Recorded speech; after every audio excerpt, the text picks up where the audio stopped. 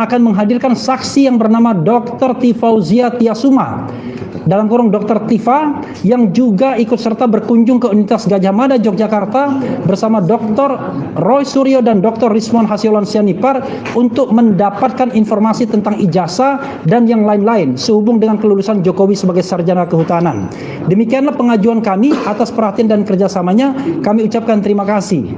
Jakarta, 30 Juni 2025. Hormat kami Wakil Presiden TPUA, Tim Pembela Ulama dan Aktivis Rizal Fadila SHMH. Ya, ditandatangani. Siap. Jadi jelas di sini bahwa RT Roy, Rismon dan Dr. Tifa bertindak sebagai saksi dalam gelar perkara khusus yang diadakan pada tanggal 9 Juli 2025. Karena itu dia masuk dalam perlindungan dalam Undang-Undang Saksi dan Korban, perlindungan saksi dan korban, yaitu pasal 10 yang sebagaimana yang sudah saya sebutkan tadi. Oke, dengan demikian penyelidikan dan penyidikan terhadap laporan Jokowi tanggal 30 April 2025 bertentangan dengan pasal 10 ayat 1 dan ayat 2 Undang-Undang tentang perlindungan saksi dan korban. Jadi bertentangan dengan undang-undang.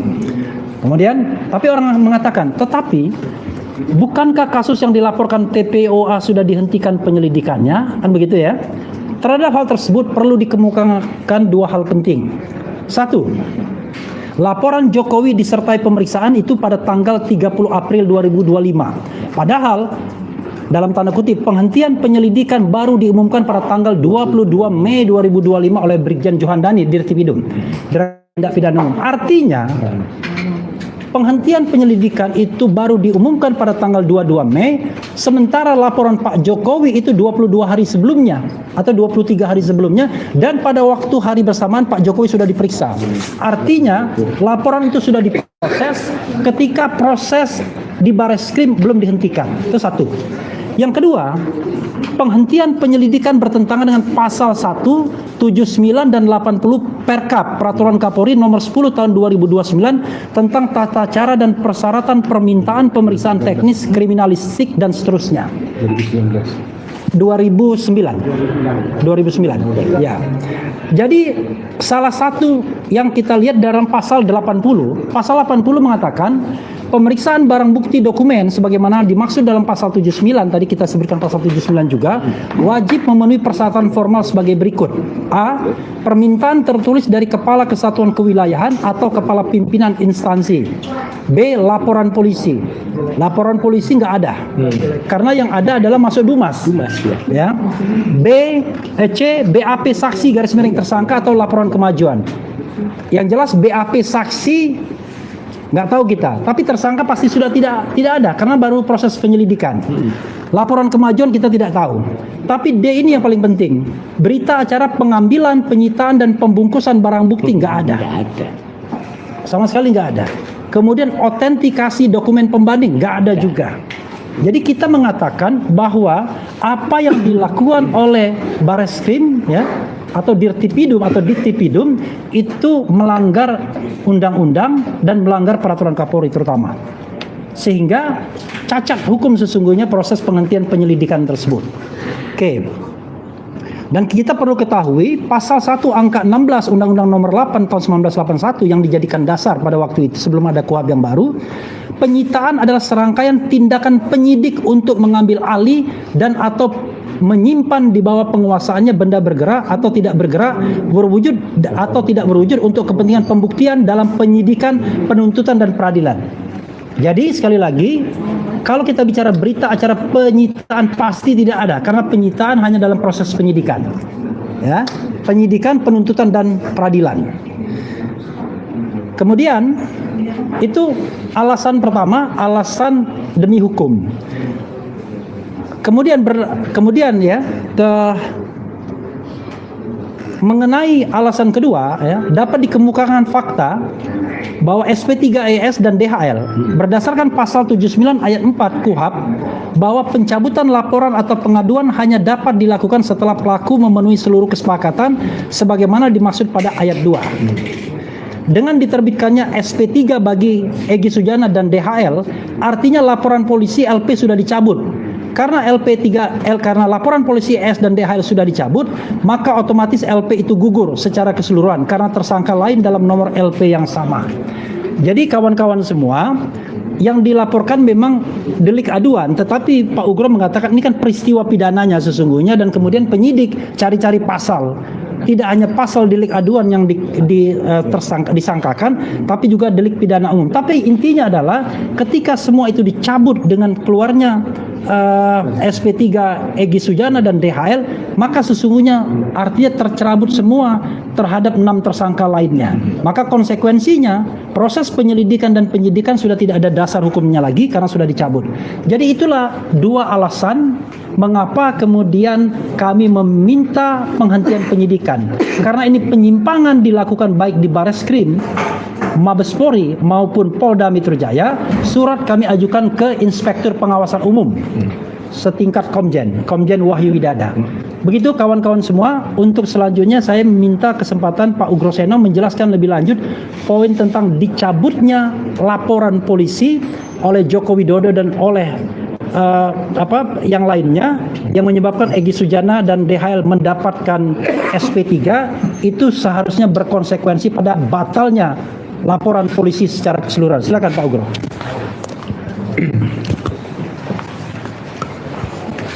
Baik, terima kasih. Jadi saya melanjutkan Mas Refli tadi. Jadi proses pelaporan pencemaran nama baik dan fitnah 310 dan 311, laporan polisi itu dari awal menurut saya sudah cacat hukum. Kenapa? Karena pasal yang dimasukkan itu selain tidak dalam KUHP pidana umum, juga ada pidana khusus, yaitu Undang-Undang ITE. Ya. Padahal dalam pasal 63 ayat 1 KUHP yang lama, ya, Undang-Undang KUHP yang lama, di situ dikatakan pasal-pasal itu kalau ada suatu perbuatan melanggar beberapa peraturan pidana, ya kan, itu yang digunakan peraturan pidana yang ancamannya terberat. Tapi dalam laporan polisi semuanya berkaitan dengan 310 dan 311, walaupun dikaitkan dengan Undang-Undang Pidana Khusus ITE tadi, ya. Jadi ini pasal yang dicari-cari supaya bisa menjerat tersangka, bisa ditahan karena ancamannya lebih dari 5 tahun. Ya. Yang kedua, kalau tetap menggunakan beberapa pasal pidana umum dan pidana khusus, harusnya juga berpedoman pada pasal 63 KUHP yang lama ayat 2. Yang diberlakukan harusnya pidana khusus, bukan semuanya dipakai. Ya. Nah, kemudian perbuatan pencemaran nama baik dan fitnah, karena sudah diarahkan ke RJ ini pasal 79 tadi ayat 5 dinyatakan harus mendapatkan penetapan pengadilan. Ya.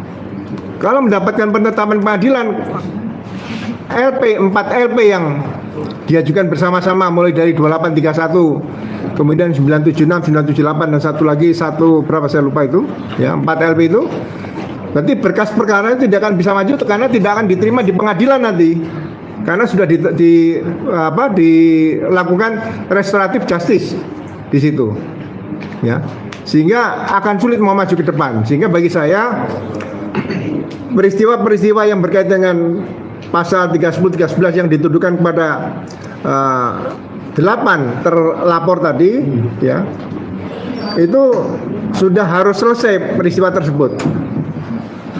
Perbuatan yang dituduhkan kepada 8 orang berarti sudah selesai, tidak akan dilanjutkan lagi, karena tidak akan mungkin bisa diproses ke kejaksaan ataupun ke pengadilan. Ya. Saya tidak tahu sekarang apakah laporan polisi sudah masuk bagian dari sistem informasi penelusuran perkara SIPP. Kalau itu sudah masuk, otomatis pengadilan suatu saat akan menolak. Ya. Itu yang prinsip ingin saya sampaikan. Jadi kalau peristiwa pencemaran nama baik dan fitnah sudah berhenti, nah, bukan berarti perkara yang berkaitan dengan pokok perkara awal, yaitu masalah dugaan ijazah palsu, itu berhenti. Itu tidak berkait ya, tidak seperti kapal dengan jangkar seperti bukan. Ya. Nah, ini nanti akan maju berdasarkan putusan KIP yang dimenangkan oleh saudara Bonatua tadi. Dan ini akan masuk babak baru. Ya, selain dari yang laporan TPO dulu di Barreskrim, juga akan dibuatkan laporan polisi baru oleh Pak Bonatua atau siapapun nanti yang melaporkan para komisioner KPU di Solo maupun di Jakarta dan di pusat. Ya. Jadi sekali lagi mohon dipisahkan antara peristiwa laporan polisi yang dilaporkan di Polda Metro, ya, dengan peristiwa penggunaan dugaan ijazah palsu tadi untuk menjadi calon wali kota waktu itu, kemudian calon gubernur dan calon presiden. Itu saja tambahan dari saya supaya ini memperjelas dan mempertegas bahwa tidak ada sebutan penyerahan diri, memaksa SP3 dan sebagainya. Karena SP3 yang dilakukan itu adalah perbuatan seluruhnya yang dilaporkan oleh Jokowi dan Pak Jokowi dan kawan-kawan dalam bentuk 4 LP tadi, ya. Itu saja, terima kasih. Ya, jadi jelas tegas ya, tidak ada kompromi, tidak ada niat RRT untuk meminta maaf, tidak ada niat RRT untuk restoratif justice. Yang ada adalah kami menuntut dihentikan penyidikan ini karena sudah bertentangan dengan hukum, demi hukum. Itu yang paling utama, demi hukum, karena ini sudah bertentangan dengan undang-undang, bertentangan dengan peraturan Kapolri, sehingga demi hukum harusnya penyidikan dihentikan. Ya. Oke, berikutnya Dr. Tifa akan menyampaikan hal yang ingin disampaikan. Ya. Oke, silakan dokter. Ya. Mic dulu mana mic dulu? Enggak. Adanya Mike Tyson. Ya, silakan. Bismillahirrahmanirrahim. Assalamualaikum warahmatullahi wabarakatuh.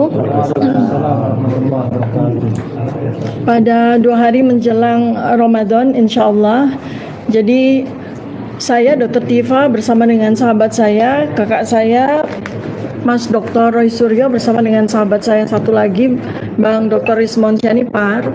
Jadi kami akan menyampaikan beberapa detail terkait dengan ijazah ya Joko Widodo ini yang selama 3 tahun kami jadikan sebagai kajian penelitian kami, ya. Banyak detail-detail yang akan saya sampaikan, yang akan kami sampaikan, yang belum pernah kami sampaikan selama ini. Sengaja kami simpan sampai spesimen yang terakhir itu keluar. Tetapi mengingat bahwa 3 spesimen yang kami tunggu, yaitu spesimen dari KPU Surakarta 2005 dan 2010, serta spesimen dari KPU Jakarta tahun 2012 itu belum diterima oleh Ibu Dr. Leoni Lydia dan Bapak Dr. Bonatua Silalahi, masih dalam proses. Karena menunggu, maka sebaiknya kami akan sampaikan. Jadi mengapa kami sampaikan bahwa mulai sejak tahun 2022, tepatnya di tanggal 20 Oktober 2022, pertama kali keluar spesimen ijazah official secara resmi, ya, dikeluarkan oleh Dekan Fakultas Kehutanan UGM, Dr. Sigit Sunarta. Ya, inilah pertama kali secara official spesimen ijazah Joko Widodo ini keluar, ya, dalam bentuk fotokopi. Perhatikan baik-baik ya, format fotokopinya adalah A3. A3 itu format yang sama dengan Aslinya. ijazah asli yang dikeluarkan oleh Universitas Gadjah Mada untuk program sarjana, ya. Tetapi bukan berarti bahwa fotokopi ijazah ini adalah fotokopi yang berasal dari ijazah asli, bukan berarti begitu ya. Nah, kenapa? Karena pada detail-detail yang ada pada ijazah inilah yang saya secara independen, secara pribadi itu membuat saya menjadi tercengang waktu itu. Karena saya adalah peneliti perilaku, epidemiologi perilaku, neuroscience behavior, maka situasi di sini di mana waktu itu Kompas TV ya, ini Iya. Kompas ya, ini salah satu media yang hadir, Kompas TV yang memuat video live ya dengan wawancara terhadap Dekan Dr. Sigit Sunarta. Itu saya memperhatikan perilakunya, perilaku dari dekan itu maupun perilaku dari para pejabat yang lain, dan bagaimana dia menyampaikan tentang ijazah tersebut. Ya, jadi sekali lagi ini saya pertegas kepada seluruh rakyat Indonesia bahwa kami bertiga itu bekerja sesuai domain kami masing-masing. Ya, yang kemudian hasil penelitian kami selama 3 tahun ini kami bukukan dalam buku Jokowi's White Paper. Ya, Mas Roy Suryo itu meneliti dalam domain beliau tentang telematika, keahlian telematika, kepakaran telematika. Rismond Sianipar itu dalam kepakaran digital forensik, dan saya dalam keahlian neuroscience behavior, perilaku ya. Ini supaya jelas betul ya bahwa kami semua itu tidak bekerja dalam operasi yang melintas keilmuan kami, walaupun memang kami ini multilinier ya, jadi panduannya. Nah, sekali lagi saya sampaikan bahwa ini adalah spesimen ijazah Joko Widodo ya, yang secara ofisial pertama kali dikeluarkan. Nah, kemudian pada detail-detail ijazah ini, nah tampak berbagai macam perilaku yang memang anomali ya, memang anomali begitu ya, anomali ya. Kenapa? Karena ada beberapa kesempatan sejak Joko Widodo itu menyampaikan bahwa beliau adalah mengaku sebagai lulusan Fakultas Kehutanan UGM ya, di tahun 2017 pada reuni di UGM ya. Kemudian ada beberapa kali reuni-reuni berikutnya yang diadakan oleh yang bersangkutan. Seharusnya ya pada saat itu ada peluang atau kesempatan yang bersangkutan sendiri sebagai orang yang mengaku memiliki ijazah asli Jokowi, ijazah asli, mengeluarkan ijazah itu sendiri ya. Tetapi justru yang mengeluarkan untuk yang pertama kali justru malah Dekan Kehutanan UGM, dan itu pun dalam bentuk fotokopi. Nah, detail dari fotokopi ini menarik ya teman-teman, karena dalam fotokopi A3 itu ya ada lipatannya ya, ada lipatannya. Ini kalau Anda dapat yang versi yang detail itu Anda akan lihat bahwa ada lipatannya ya. Ini perhatikan baik-baik, ada lipatannya ya. Kemudian ada satu detail yang sampai dengan hari ini masih kami simpan ya.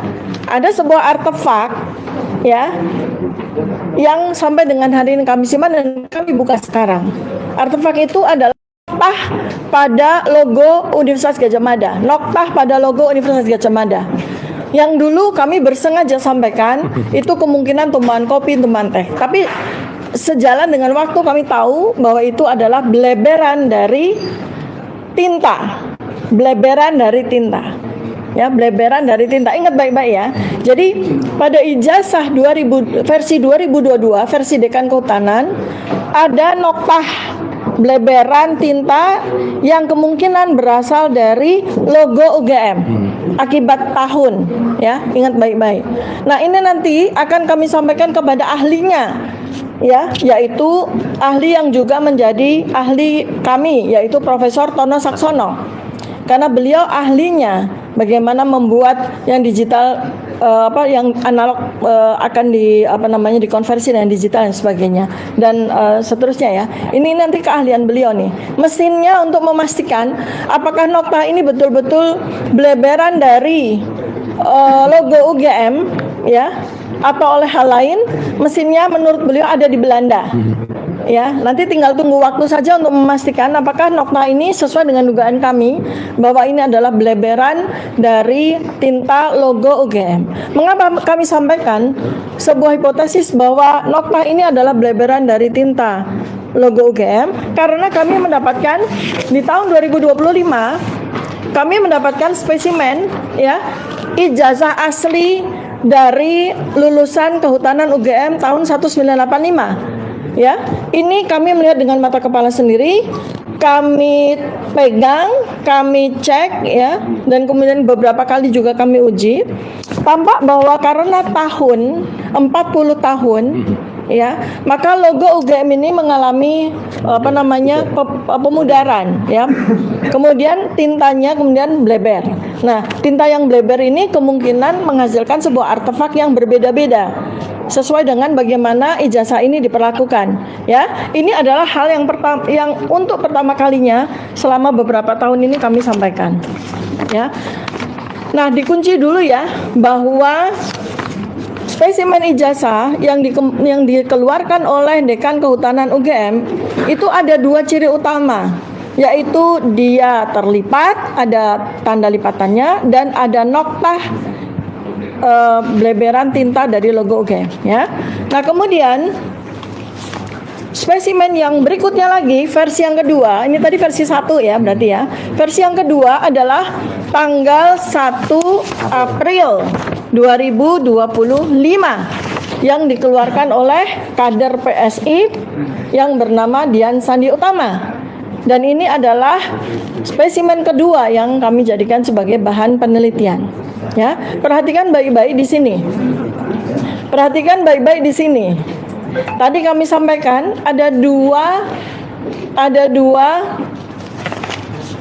ciri utama dari versi 1. Ada 2 ciri utama dari versi 1. Yang pertama apa? Lipatan. Yang kedua adalah noktah bleberan tinta. Ya. Nah, versi yang kedua keluar di tanggal 1 April 2025, tidak ada lipatan dan logo dalam keadaan bersih tanpa ada bleberan tinta.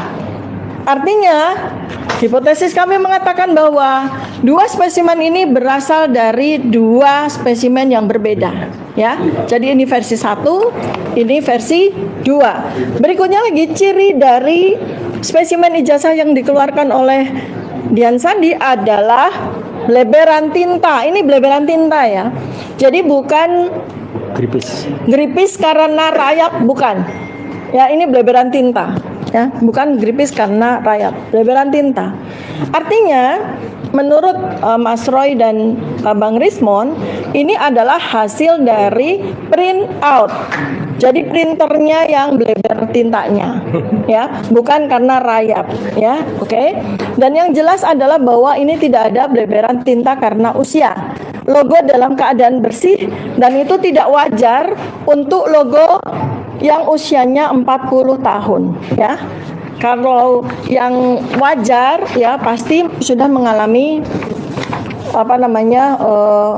pemudaran seperti ini. Oke ya. Oke. Jadi kita sudah mendapatkan versi 1 dan versi 2. Lalu kemudian muncul ya spesimen ijazah berikutnya pada saat presentasi Bareskrim oleh Dirtipidum waktu itu Pak Juhandani ya. Ini di tanggal 22 Mei 2025. Ini adalah spesimen versi 3. Ya, spesimen versi 3. Ada 2 ciri khas yang sama dengan versi 1. Ya. Pada yang dikeluarkan oleh Sigit Sunarta, yaitu ada lipatan dan ada bleberan tinta. Ya, dan ciri yang ada di versi Dian Sandi yaitu ada bleberan tinta di bawah, tidak ada. Ya, tidak ada. Nah, jadi ini adalah versi 3. Ya, ini adalah versi 3. Anehnya pada saat Pak Juhandani itu presentasi di layar ya ada 2 ijazah muncul. Ya, ada 2 ijazah muncul. Jadi pada saat itu kalau Anda membuka ya begini ya. Layar besar ya yang tampak adalah fotokopi ini ya. Slide isinya fotokopi ijazah yang terpotong dan ada tinta bleber. Terus di pojokan itu tampak yang disebut sebagai adik ipar dari Joko Widodo yang menyerahkan spesimen yang dikatakan sebagai ijazah asli yang kemudian diklaim sudah diperiksa oleh Puslap 4, bentuknya seperti ini Ya, kalau kita zoom, maka kita lihat bahwa pada ijazah ini ciri khas yang ada pada Dian Sandi, yang ada pada ijazah fotokopi dari Bareskrim tidak ada ya. Ya. Ya. Jadi tidak ada lipatan, tidak ada noktah, dan tidak ada beleberan tinta. Memang ada sedikit noktah tertentu, ini yang memang sukar untuk kita pahami. Tapi ketika kemudian kami cek, noktah ini beda dengan noktah yang ada pada ijazah versi Dian Sandi, beda ya. Nah, pertanyaan dari kami adalah, kalau memang Bareskrim sudah melakukan penyitaan, Pak Joko Widodo sudah melakukan penyerahan ijazah asli sebelum presentasi disampaikan oleh Dirtipidum Bareskrim di tanggal 22 Mei 2025, ya, mengapa Bareskrim mempresentasikan fotokopi ijazah ini? Dan mengapa Bareskrim tidak mempresentasikan ijazah ini? Ini yang menjadi pertanyaan besar sekali. Jadi yang diuji oleh Puslapor itu yang fotokopian ini atau yang katanya ijazah asli yang disita ini? Ya. Padahal dalam satu hari semua masyarakat Indonesia ya melalui media televisi kita menyaksikan kemunculan dari dua versi ijazah ini yang jelas sekali ini beda. Ya. Kalau memang fotokopi ijazah ini berasal dari ijazah asli, maka ijazah asli ini akan ada noktah beleberan. Ya kan? Ya. Lalu pada fotokopi ijazah ini beleberan dari mana? Artinya apa? Artinya ini adalah spesimen ijazah yang berbeda. Ya, jelas ya. Jadi ada versi 3. 1, 2, 3 ya. Oke. Sekarang ada versi 4 dan 5 yang dikeluarkan oleh KPU Jakarta. Versi 6 sebetulnya sudah ada. Yang kami saksikan ya, kami bertiga tersangka bersama dengan para penasihat hukum kami yang hadir di sini, semua sama-sama menjadi saksi keluarnya spesimen yang diklaim sebagai ijazah asli Jokowi yang disita oleh Polda Metro Jaya pada gelar perkara khusus tanggal 15 Desember 2025. Hanya 5 menit. Tapi pada 5 menit itu kami tidak diperkenankan memfoto, kami tidak diperkenankan men-scan, apalagi menyentuh ya. Maka tapi kami pastikan bahwa ijazah yang dikeluarkan oleh Polda Metro Jaya pada waktu tanggal 15 Desember 2025 itu bukan ijazah yang diperlihatkan oleh dekan, bukan ijazah yang ditunjukkan oleh Dian Sandi, bukan juga ijazah yang kelihatan sepintas yang dipegang oleh adik ipar Joko Widodo tanggal 22 Mei 2025, bukan juga ijazah yang dipresentasikan oleh Dirtipidum, bukan. Ya, kami bisa pastikan apa yang bisa kami pastikan sesuai dengan apa yang diklaim dikatakan oleh pengacara dari Egy Sujana, Ibu Eli Danetti. Beliau mengatakan pada ijazah itu ada watermark, ada emboss. Ya, ingat baik-baik. Bu Eli Danetti sebagai salah satu saksi yang mengikuti gelar perkara khusus 15 Desember 2025 secara jelas menyatakan ada watermark dan ada emboss. Kalau memang ijazah yang ditampilkan pada saat gelar perkara khusus 15 Desember 2025 itu adalah ijazah yang ada watermark dan ada emboss, maka jelas bahwa ijazah itu bukan ijazah versi Dian Sandi. Bukan. Karena ijazah versi Dian Sandi tidak ada watermark dan tidak ada emboss. Ya. Kemudian dan juga bukan ijazah yang dikeluarkan oleh KPU Jakarta yang digunakan oleh Joko Widodo untuk mendaftarkan diri sebagai presiden pada pemilihan tahun 2014 dan tahun 2019. Ya, keduanya tidak ada watermark, tidak ada emboss. Oh, mungkin karena fotokopian kali Dokter Tifa. Bukan. Kami uji ya dengan ijazah asli yang dimiliki oleh almarhum Bambang Rudi Harto. Ya, Anda melihat ya, di situ pada sekitar bulan September kami umumkan bahwa kami mendapatkan spesimen asli, ijazah asli dari lulusan kehutanan UGM yang lulus tahun 1985. Bentuk ijazahnya seperti ini, kami saksikan dengan mata kepala sendiri, sudah kami uji. Ya, ijazah ini jelas ada watermark yang sangat rapi dan ada emboss ya. Ada emboss cap ceklok untuk mengunci tanda tangan dari rektor. Nah, kami uji, ya kami uji. Kalau seandainya ijazah ini kami fotokopi berulang kali, ya kami fotokopi, ya kami uji, ya setelah difotokopi berkali-kali, ya fotokopinya fotokopinya lagi difotokopi. Apakah watermarknya hilang? Apakah embossnya hilang? Ternyata tidak. Ya, ini adalah hasil fotokopi yang kesekian kali dari fotokopi. Watermark tetap ada, embossnya tetap ada.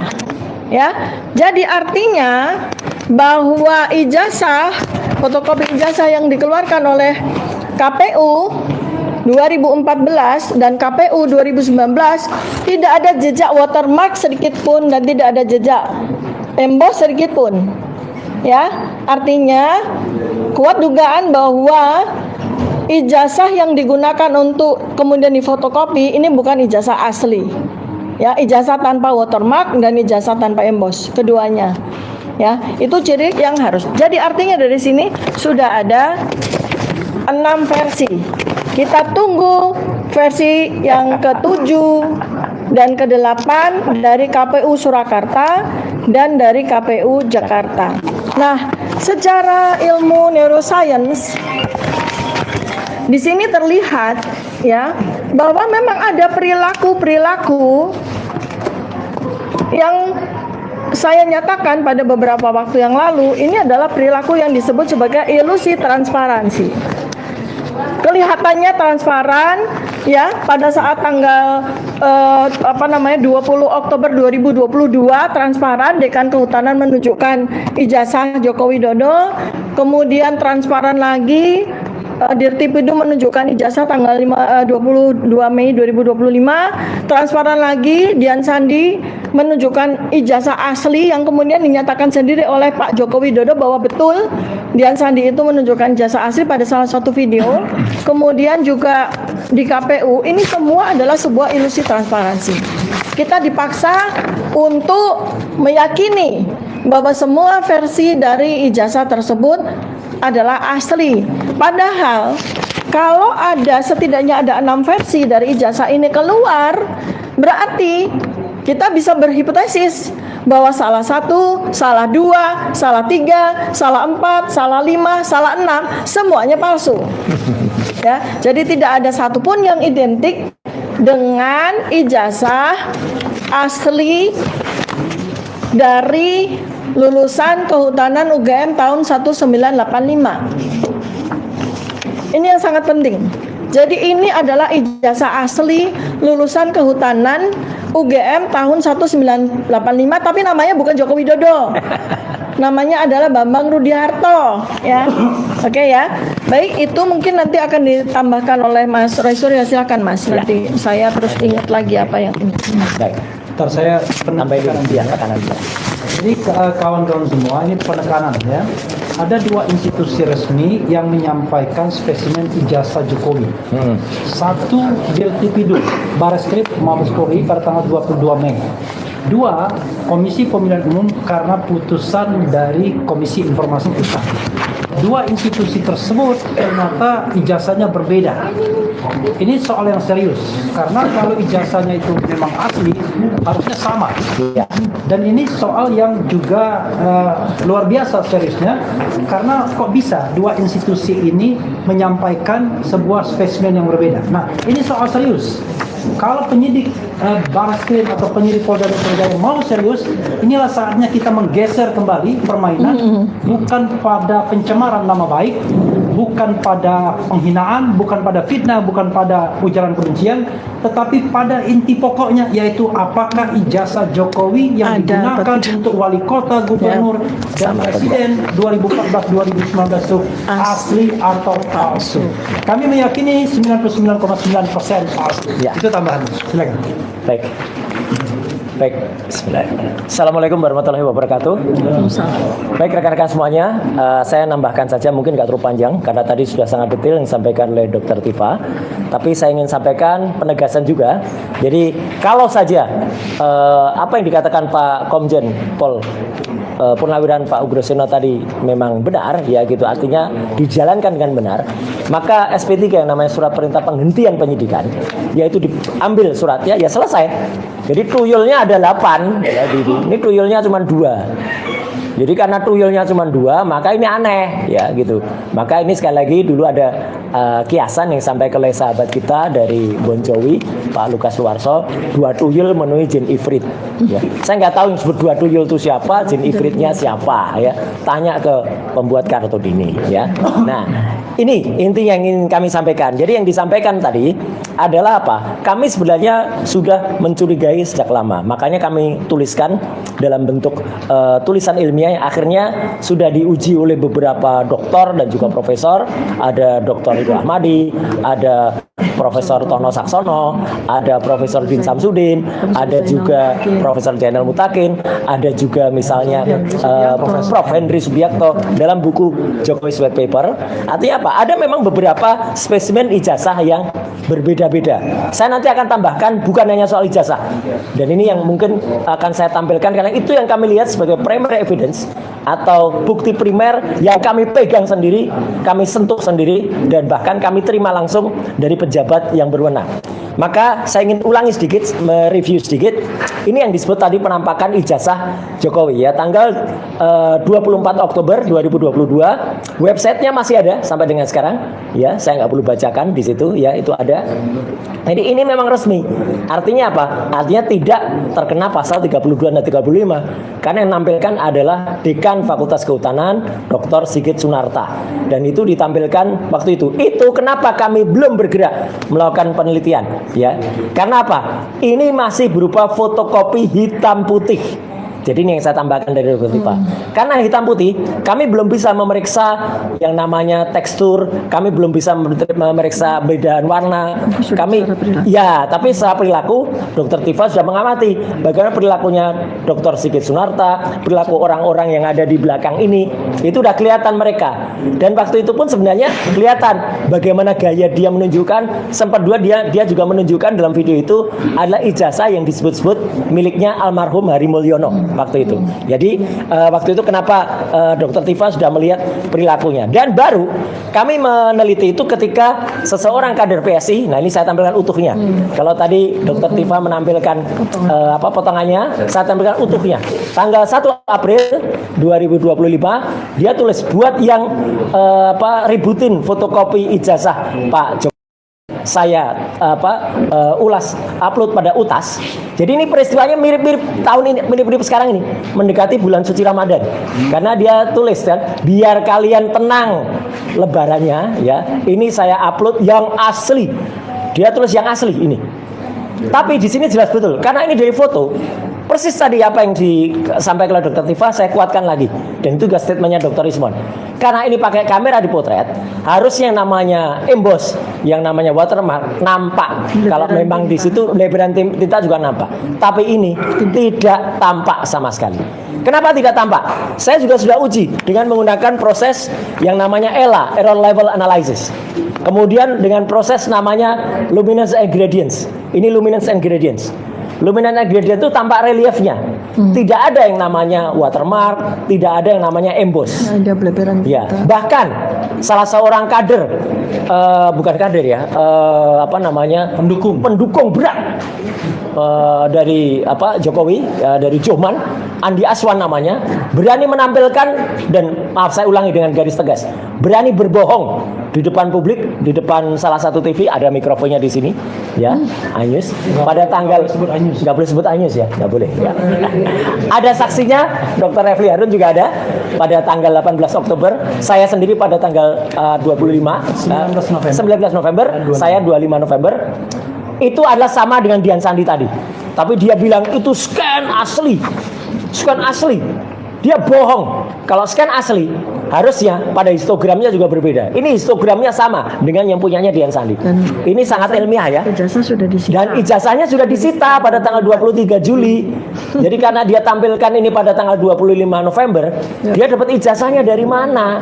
Itu kan kebohongan-kebohongan yang luar biasa. Nah, kalau dia lihat, inilah yang ditampilkan oleh saudara Andi Aswan. Ya. Kenapa ini saya katakan palsu? 99,9% palsu. Ini ijazah ini tadinya miring, ijazahnya Dian Sandi ini. Maaf dok. Sama dengan ini. Hanya saja kemudian ditarik-tarik sama dia, kanan kirinya ditarik, sehingga apa? Logonya jadi meletot. Ini meletot namanya logonya ya, pating peletot. Jadi ini kami selaku alumnus UGM marah betul. Ada orang namanya Andi Aswan, bukan lulusan UGM, merusak logo yang sudah dibuat oleh RJK. Logo UGM itu dibuat oleh Pak RJK Tamsi, seorang seniman dari ASRI, Akademi Seni Rupa Indonesia atau Institut Seni Indonesia sekarang. Kemudian disempurnakan oleh Prof. Muhammad Adnan pada tahun 93. Sekarang jadi bulat logonya. Dulunya seperti ini. Dan ini menjadi rusak, meletot ini. Teman-teman bisa lihat logo yang asli. Seperti ini. Dan ini untuk pertama kalinya saya tampilkan juga yang asli. Karena tadi Dr. Tifa menampilkan ini, saya tampilkan lebih sempurnanya. Ini nampak tidak di pixel. Ya. Siapa nama orangnya, fotonya kayak apa, ini pertama kalinya saya tampilkan. Ya, jadi artinya apa? Artinya orangnya jelas, almarhum Bambang Rudiharto. Ini atas kebaikan kita ahli warisnya Pak Rujito. Jadi kita sekaligus berdoa semoga Pak almarhum Bambang Rudiharto tenang di sisinya, dan beliau sangat membantu kita. Yang ingin saya sampaikan Pak teman-teman, perhatikan watermarknya, jelas banget ini watermarknya. Perhatikan embosnya, jelas banget nih embosnya. Apapun kalau itu asli, ya memang asli, nggak akan bisa dipalsukan. Kalau memang palsu, ya memang palsu. Dan ini adalah yang sudah ditampilkan juga pada sidang Citizen Lawsuit di Solo, ya beberapa waktu yang lalu oleh yang bersangkutan sendiri, oleh Pak Rujito, selaku adik dari almarhum Bambang Rudiharto. Tapi ini pun besok tanggal 18, 2 hari lagi, akan saya tampilkan kembali di Solo dengan analisisnya. Saya insya Allah bersama Dr. Ismon Hasilon Sineper akan sama seperti Pak Ugro, yang Pak Ugro juga waktu itu menampilkan di Solo. Ini bukan fotonya Jokowi yang tadi itu, ya, karena ini Pak Ugro sendiri melihat, memperbandingkan Jokowi nggak kayak gini gitu dulu. Dan beliau itu adalah berpengalaman 35 tahun loh sebagai seorang aparat negara. Jadi penyidik juga sudah pasti sangat hafal. Orang kecilnya kayak apa ya Pak Guru ya, besarnya kayak apa juga pasti tahu, nggak akan bisa berbeda. Dan hari ini yang juga saya tampilkan, saya bocorin dikit. Apa yang nanti akan saya tampilkan di Rabu adalah tentang skripsi. Skripsi adalah ini yang namanya primary evidence yang kami terima langsung bertiga, saya, Dr. Tifa, Dr. Ismon, langsung dari Wakil Rektor UGM 1, ya, yaitu Prof. Wening Udasworo, dan Wakil Rektor UGM 4, Dr. Ari Sujito. Ya, kami terima langsung bentuk skripsinya, dan kemudian kami uji halaman-halamannya, dan ini jelasnya. Nah, ini untuk pertama kalinya juga saya tunjukkan. Kayak gini nih deskripsinya. Ya, artinya apa? Ini dalam ukuran asli skripsinya. Saya foto dengan kamera profesional. Hasilnya bukan berupa JPEG. Kalau teman-teman yang tahu teknik pasti tahu. Ini bukan Joint Picture Expert Group, tapi ini RAW. RAW ada raw material yang sangat tajam, sangat dalam. Itu gunanya untuk proses identifikasi. Apa bedanya RAW dan JPEG? Kalau JPEG itu sudah terkompresi. Kalau RAW masih aslinya, sehingga dia akan nampakkan warna aslinya. Kalau teman-teman motret pakai handphone, itu akan lebih bagus dari aslinya. Kalau dipotret dengan RAW, hasilnya kayak gini. Ini adalah kertas yang sangat indah. Kertas baru. Karena ini sudah dicetak dengan mesin cetak baru. Pakai inkjet ini. Padahal mesin inkjet itu belum ada di tahun 85. Adanya adalah tahun 85 adalah mesin ketik ini. Teman-teman bisa lihat, kertasnya saja beda. Kertas sebelah kanan sudah kusem atau blawus dalam bahasa daerah. Kertas sebelah kiri masih tampak baru. Dan itu di skripsi yang sama, logis tidak? Dalam satu skripsi ada kertas yang berbeda. Kertasnya saja beda. Dan paling beda lagi adalah ketiknya. Di sebelah kanan ini mesin ketik. Ini adalah skripsi asli milik someone yang kita tidak tahu milik siapa. Sebelah kiri dituliskan Joko Widodo 1681 KT. Dan ini di print. Ini ketikan. Dan yang lebih lucu lagi, ini Sri Mulat saja kalah lucu, ya. Di sebelah kanan yang asli, Pak Ugro, ini nama pertama yang ditulis sebagai ucapan terima kasih adalah Dr. Insinyur Ahmad Sumitro. Ini tembusnya adalah bulan November tahun 85. Betul. Ahmad Sumitro bulan November masih doktor. Sebelah kiri ini sudah ditulis Profesor Dr. Ahmad Sumitro. Padahal Profesor Dr. Insinyur Ahmad Sumitro baru dikukuhkan menjadi profesor bulan Maret 86. Jadi kalau bulan November sudah ditulis profesor, kalau kita sendiri malu. Meskipun ada termul-termul yang menyatakan Prof sudah dapat SK-nya. Mana SK-nya? Tunjukkan ke saya. Nggak ada, hanya bilang aja itu sudah itu. Bahkan rektor pun berani mengatakan itu, tapi nggak ada buktinya. Dan kalaupun sudah terima SK, belum pidato pengukuhan, saya tantang sekarang. Coba mana profesor yang berani nulis gelar profesor sebelum pidato pengukuhan? Nggak ada. Kita saja nggak berani nulis gelar doktor sebelum saya lulus dulu. Kandidat dokter aja mungkin takut-takut. Kalau orang lain saya nyebut Dokter Tifa kandidat dokter, boleh, saya orang lain yang nyebut. Tapi Dokter Tifa menuliskan kandidat dokter pasti malu-malu atau nggak berani gitu loh. Walaupun sudah kandidat dokter gitu loh. Jadi artinya itu etika kita. Artinya teman-teman semua, ini adalah fakta yang besok tidak terpatahkan, tidak terbantahkan. Besok akan saya tampilkan pada sidang Citizen Lawsuit di Solo pada hari Rabu tanggal 18. Yang malam harinya saya masih ada di TV ini, nggak perlu sebut TV-nya ya. Ya. Jangan sebut Ainus. Jangan sebut Ainus, jangan sebut suara. Ya. Malam harinya. Siangnya ada di Solo untuk sidang, malam harinya ada di Head to Head CNN. Nggak boleh sebut CNN lagi. Nah, mana CNN nggak ada. Jadi itu teman-teman semua. Jadi artinya kalau ingin saya katakan adalah kalau orang itu mau berbohong, ya tetap bohong Pak Ugro. Orang itu mau menampilkan tidak benaran Pak Jagir, ya tetap tidak benar. Orang itu mau menampilkan kepalsuan, ya Laksamana tetap artinya apa? Artinya orang itu tetap boncos. Jadi kalau mau bohong ya boncos ya. Ini kata-kata ini sering diucapkan oleh Mas Hersu sama Mbak Agi pada off the record ya. Boncos ya. Sekali boncos tetap boncos, sekali kita benar insya Allah tetap benar. Terima kasih. Wassalamualaikum warahmatullahi wabarakatuh. Saya nambahin. Ya, silakan dokter. Ya. Ini saya ingin menambahkan sambil menunjukkan bahwa ilmu kami itu berpadu menjadi satu, sehingga kami bisa menunjukkan ini semua. Jadi Mas Roy dan Bang Rismon itu meneliti benda matinya. Saya meneliti benda hidupnya. Ini saya berikan contoh ya. Dari ketika tanggal 22 Mei 2025 ya. Bareskrim Mabes Polri itu sengaja menunjukkan dua ijazah yang berbeda di hari yang sama ya. Satu adalah spesimen ijazah yang ditampilkan pada slide, dan satu lagi adalah yang disebut sebagai ijazah asli yang diserahkan oleh adik ipar Joko Widodo. Nah, ini ada pada satu frame. Satu frame. Ya, ini hanya ahli perilaku yang bisa melihat dan bisa membuat pertanyaan. Pertama adalah mengapa Bareskrim sengaja menampilkan dua ijazah yang berbeda? Apakah mereka tidak memahami? Saya rasa tidak mungkin. Dan mereka nggak nyebut otentik.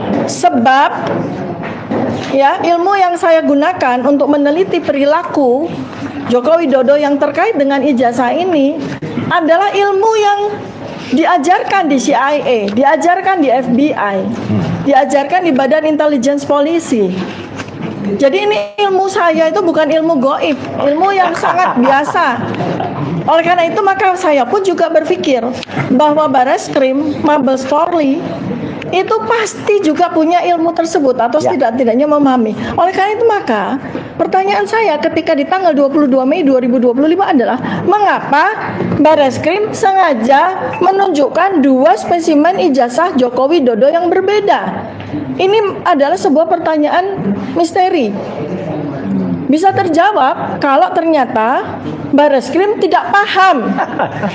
Ya, kalau Bareskrim Dirtipidum Johandani itu tidak paham bahwa dia menunjukkan 2 spesimen ijazah yang berbeda. Nah, itu terjawab. Oh, berarti polisi tidak profesional. Tetapi saya meragukan itu. Karena itu saya berpikir, apakah sebetulnya Bareskrim itu memberikan clue kepada kami sebagai peneliti untuk meneliti lebih lanjut? Sebab pada hari yang sama di mana Bareskrim menyatakan bahwa ijazah Jokowi itu identik, ya. Pada saat yang sama muncul, di hari yang sama, di detik yang sama muncul 2 spesimen ijazah yang berbeda. Ini yang sangat menarik. Nah, kemudian saya ingin berikan sebuah teka-teki kepada seluruh netizen, ya, supaya bisa bersama-sama dengan kita untuk belajar. Ya, pertama adalah pada saat kemunculan spesimen pertama kali di tanggal 20 Oktober 2022, 24 Oktober 2022, jejak digitalnya masih ada. Dekan Kehutanan UGM Dr. Sigit Sunarta itu menunjukkan fotokopi ijazah Joko Widodo yang dia sebut sebagai fotokopi ijazah Joko Widodo, ya, fotokopi ijazah Joko Widodo, ya. Tetapi dia tidak detail, dia tidak lihat detailnya. Ini adalah fotokopi, bukan dari ijazah asli. Sebab kalau ijazah asli, ya, tidak mungkin disimpan dalam keadaan terlipat. Ya kan? Nggak mungkin ada satu orang pun di muka bumi ini yang menyimpan ijazahnya itu dalam keadaan terlipat. Sehingga ketika ditampilkan oleh Dekan Kehutanan UGM itu, dia mendapatkan fotokopi ijazah yang terlipat. Itu sungguh tidak masuk akal. Nah, makanya nih memang perlunya ahli perilaku itu diperbantukan di kepolisian, ya Pak Jenderal Grosena, ya.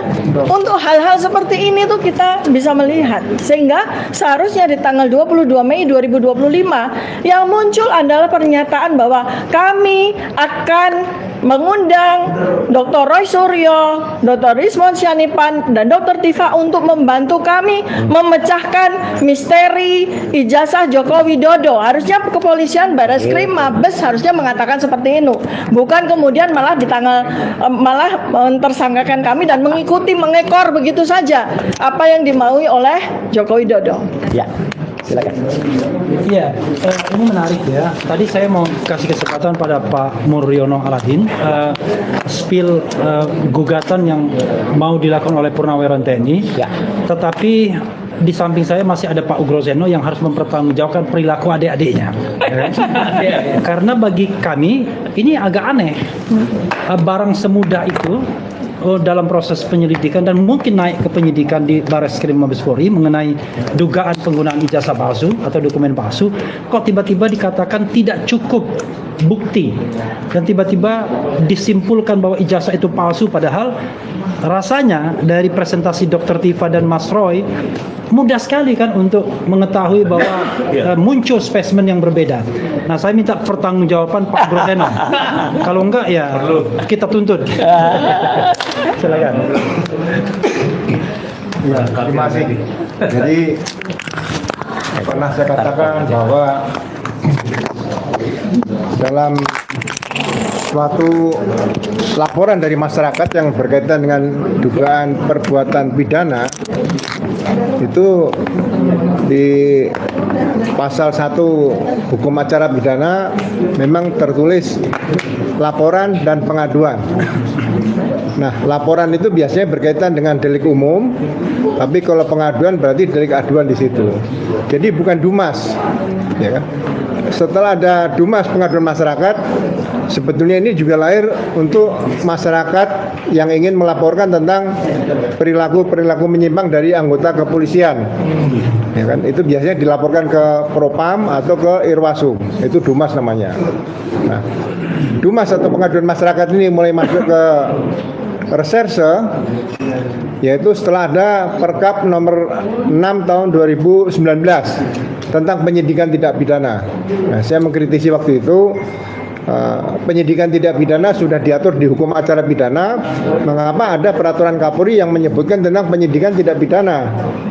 Seharusnya peraturan Kapolri itu mengacu kepada peraturan Kapolri tentang penangkapan, penahanan, kemudian pemanggilan saksi dan sebagainya seperti itu. Ya, nah, karena ini digunakan Dumas, sehingga laporan TPWA tadi di Bareskrim tidak diterima langsung menjadi laporan polisi, tapi menjadi pengaduan masyarakat.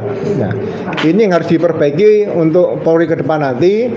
Setiap masyarakat yang melaporkan berkaitan dengan dugaan tidak pidana, ini harus dibuatkan laporan polisi. Kalau setelah ada laporan polisi, harus ditindaklanjuti dengan surat perintah dimulai penyidikan. Nah, surat perintah dimulai penyidikan itu nanti bisa ditindaklanjuti lagi dengan surat panggilan, bukan undangan klarifikasi, bukan. Ya. Kemudian ada surat penyitaan, surat perintah penyitaan, surat perintah penggeledahan dan sebagainya. Administrasi penyidikan itu harus jelas. Ya. Kemudian kalau ada pemeriksaan laboratorium forensik, seperti tadi katakan ada peraturan Kapolri-nya, yaitu harus lengkap dokumennya. Ya. Baru dimintakan pemeriksaan laboratorium forensik, minta ahli untuk memeriksa seperti itu. Sehingga ya mudah-mudahan ke depan nanti Komisi Percepatan Reformasi bisa melihat hal ini, sehingga pelayanan kepada publik yang berkaitan dengan dugaan tidak pidana tidak lagi terjadi hal-hal seperti kemarin berkaitan dengan dugaan ijazah palsu tersebut. Ya, termasuk pemahaman pasal-pasal yang ada dalam buku ke-1 KUHP itu juga harus didalami, ya, sehingga masyarakat kalau bertanya apapun tentang masalah dugaan tidak pidana, bagaimana penyelesaiannya, bagaimana prosesnya, itu bisa dijawab sesuai dengan undang-undang baik tentang KUHP maupun hukum acara pidana seperti itu. Ya, mudah-mudahan ini ada perubahan ke depan bagi Polri yang sama-sama kita cintai ini. Terima kasih. Ya, ini the last but not least, ini ada sejumlah purnawirawan TNI, mulai dari Majen, Brigjen, Laksamana, kemudian Marskal, itu berencana mengajukan gugatan citizen lawsuit terhadap perilaku abuse of power dari penyidik. Jadi bersiap-siaplah bahwa masyarakat tidak tinggal diam menyaksikan penyidik dengan semena-mena mengenakan pasal-pasal yang tidak masuk akal, pasal yang menyebabkan ancamannya 12 tahun penjara. Padahal kita tahu terlalu banyak bukti untuk mengatakan ijazah Jokowi itu palsu. Dan mereka yang sudah melakukan penelitian ini pernah dipanggil sebagai ahli untuk dimintai keterangannya di kepolisian kalau memang dibutuhkan dalam pencarian alat bukti atau barang bukti. Jadi ini ada Pak Laksamana pertama Muriono Aladin. Silakan Pak Mur. Ya, silakan Pak. Ya. Ya. Baik, terima kasih. Assalamualaikum warahmatullahi wabarakatuh. Teman-teman rekan media yang kami hormati, saya datang kemari itu sebenarnya mau nuntut Bung Refli sama RRT. Kenapa? Beberapa waktu yang lalu kami dengar Bung Refli katanya masuk angin dan RRT menyerah. Makanya saya datang. Kami sendiri dari FVP TNI, dari Forum Purnawirawan Prajurit TNI tidak percaya. Karena kami sangat yakin integritas dari Bung Refli dan integritas apalagi dari RRT ini yang luar biasa sebagai pejuang kebenaran. Bapak-bapak sekalian, Bapak Ibu sekalian, kita tahu persis bahwa sebenarnya rakyat kita dibikin bodoh semua oleh namanya mantan Presiden ke-7 Joko Widodo. Bayangkan, baris krim aja yang kita tahu, masalah apapun, kejadian apapun bisa segera diungkap hanya dalam beberapa waktu yang singkat. Ini masalah ijazah, namanya ijazah Jokowi sampai dengan 6 versi ya. Iya. 8 versi, Bang. 8 versi ya, Dr. Tifa tadi sudah disampaikan Dr. Tifa. Ini kita jadi bertanya-tanya. Pertama, kita yakini bahwa ijazah Jokowi itu adalah ijazah palsu. Yakin, bukan hanya 99,99%. Mungkin 1000 berapa kata Dr. Irismon? 11.000 triliun. 11.000 triliun, yakin. Dan kita percaya kepada para 3 orang peneliti kita, pejuang kebenaran itu, yang telah meneliti sekian tahun dan meyakini bahwa ijazah Jokowi palsu. Kenapa sih tidak langsung aja tunjukkan memang ijazah palsu? Mungkin ada cara lain kita memberi maaf atau apa gitu. Tapi tidak bikin seluruh rakyat Indonesia jadi ikut bodoh, ikut bego semua, jadi ikut gila semua. Terus terang, ini nggak masuk akal. Ijazah kok sampai 8 versi masih belum bisa menentukan apakah ijazah itu palsu atau ijazah asli. Iya. Ini sudah menunjukkan Bapak Ibu sekalian bahwa kedaulatan hukum kita sudah dirampas ya oleh penguasa. Iya. Terutama pada era Presiden ke-7 Joko Widodo. Dirampas atas kendali siapa? Oligarki. Di belakang ini pasti ada oligarki. Ya. Oleh karena itulah beberapa waktu lalu tanggal 10 Februari 2026 kami semua telah mendeklarasikan suatu agenda pergerakan perjuangan rakyat, yaitu gerakan merebut kembali kedaulatan rakyat. Ini salah satunya ini kedaulatan hukum. Ya. Kelihatan sekali kedaulatan hukum kita sudah dirampas. Kita semua kasihan 3 orang ini yang betul-betul sebagai pahlawan kita, pahlawan kebenaran malah ditersangkakan. Betul-betul kasat mata ini adalah tindak kriminalisasi kepada warga negara. Oleh karena itulah kami pada kesempatan ini juga meyakini bahwa tidak mungkin Bung Refli masuk angin dan tidak mungkin juga RRT menyerah. Kami dari FPP TNI mendukung terus sampai dengan kita yakin betul dan kita buktikan. Kita yakin kalau itu palsu, tapi kita buktikan kepada masyarakat dan kepada para termul bahwa ijazah Jokowi adalah ijazah palsu. Oleh karena itulah kami dari FPTNI mengajukan gugatan warga negara atau namanya citizen lawsuit ya, yang kami sampaikan beberapa waktu yang lalu, dan ini sudah ditandatangani oleh sekian jenderal ya. Artinya jenderal itu ada jenderal, ada yang marsikal, ada laksamana. 17 anggota dari FPTNI menandatangani. Itu apa artinya? Kami mendukung dari gerakan dari RT yang di bawah kendali dari Bung Refli. Kami mendukung penuh supaya betul-betul kita bisa menguak, ya, bisa meyakinkan kepada Barreskrim, meyakinkan kepada Jokowi bahwa percuma kalau kalian bohong, percuma kalau kalian itu tipu-tipu kita, karena kita lebih pintar. Amin. Karena semuanya adalah peneliti dan semuanya lulusan UGM. Saya juga UGM, Pak. Iya. Saya juga UGM. Jadi malu besar, ya. Kami malu, benar-benar malu karena perbuatan dari rektor UGM sedemikian rupa ikut mendukung. Jadi memang Jokowi ini membuat semuanya jadi pembohong. Jadi ingatlah, kebenaran itu tidak pernah bisa kalah, tapi tidak bisa salah. Iya.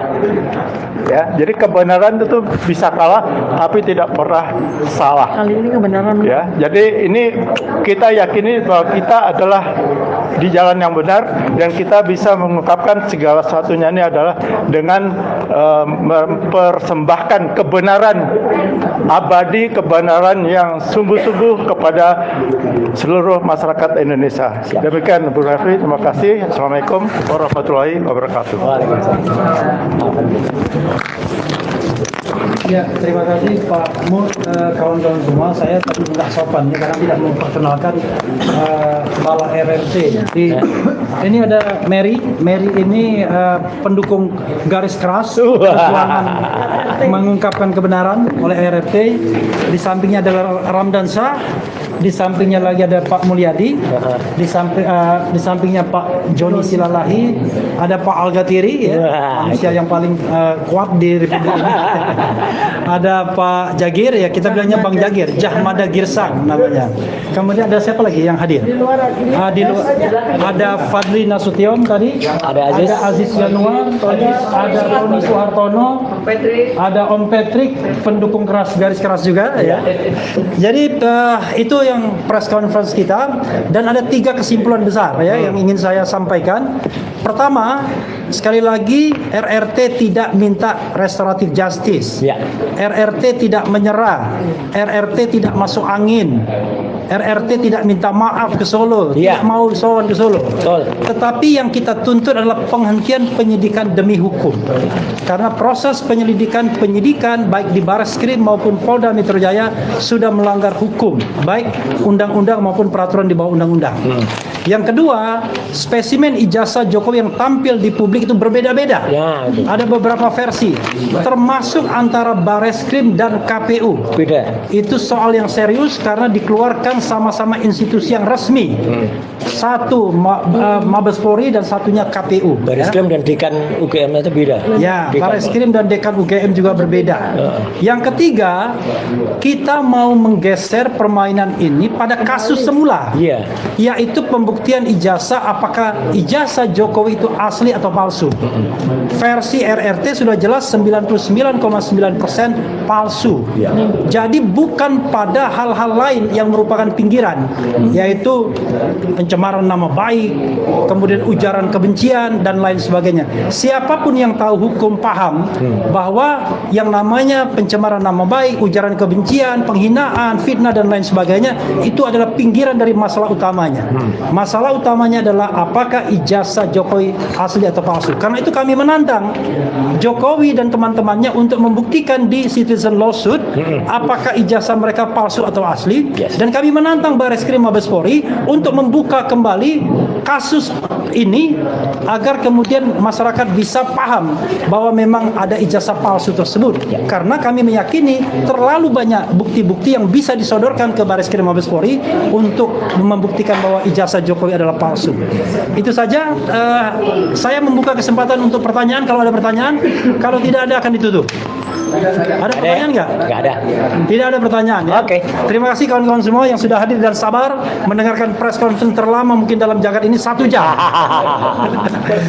Wabillahi taufik wal hidayah. Wassalamualaikum warahmatullahi wabarakatuh.